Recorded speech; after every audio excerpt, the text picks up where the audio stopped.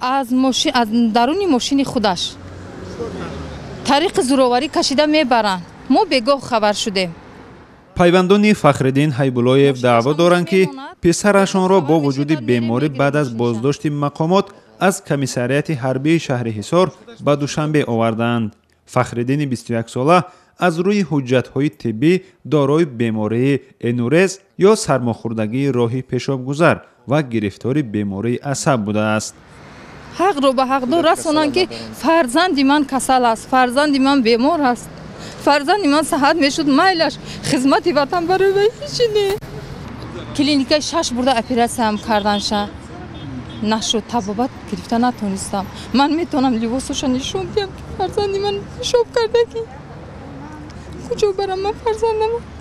бо вуҷуди он ки санадҳои тиббиро ба комиссарияти ҳарбӣ пешниҳод кардаанд, аммо Фахриддин Ҳайбуллоев таи чаҳҳо рӯз дар ниҳодҳои зертобаи вазорати дифоъ нигоҳ дошта мешавад. аз бемористони ҳарбӣ ки ҳоло ин ҷавон дар он ҷо қарор дорад, ба волидон гуфтан баъд аз табобат ба сафи артиш ҷалб карда мешавад. бурдану набурдани ин ҷавони синни даъват дар рӯзе ба миён омад ки вазорати дифоъи Тоҷикистон аз иҷрои пурраи нақшаи тирамоҳии даъвати ҷавонон ба сафи артиш хабар дод.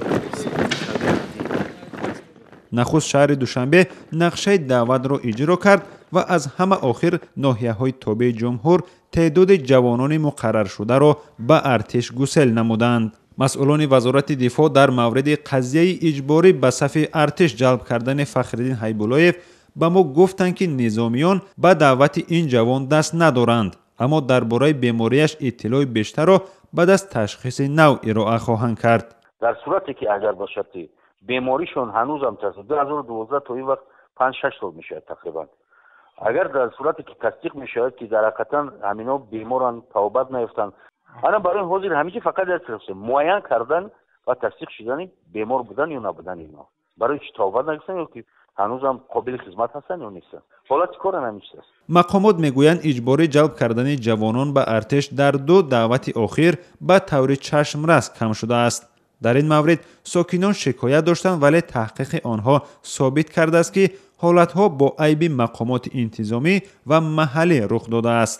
нафарони айбдор дар вуқӯи ин ҳодисаҳо ҷазо гирифтаанд. бо вуҷуди он ки омори расмӣ ё ғайрирасмии мавридҳои ҷалби иҷборӣ ё ҷавонони беморӣ мисли Фахриддин ба артиш вуҷуд надорад, вале ҳуқуқшиносҳо мегӯянд чунин ҳолатҳо метавонад ба ҷавонон ҳам зарари маънавӣ ва ҳам моддӣ расонад.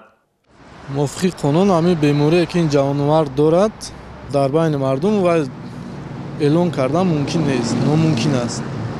ҷавобгарӣ дорад, набояд ҳама фаҳмад ин бемориро.